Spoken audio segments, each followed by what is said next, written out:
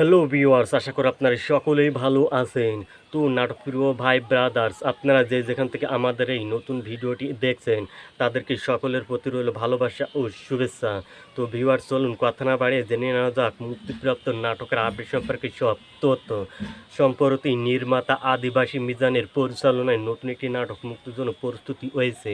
আর এই নাটকটির নাম গরিবের এসি। বর্তমানে কিন্তু যে প্রচণ্ড গরম পড়ছে, আর সেখানেই কিন্তু এসি খুবই একটি গুরুত্বপূর্ণ কাজ করছে। আর গরিবের এসি নাটকটি খুবই একটি কমেডিয়ান জাতের নাটক। তবে এই নাটকটি খুব শীঘ্রই মুক্তি পাবে কিন্তু আপনাদের মাঝে।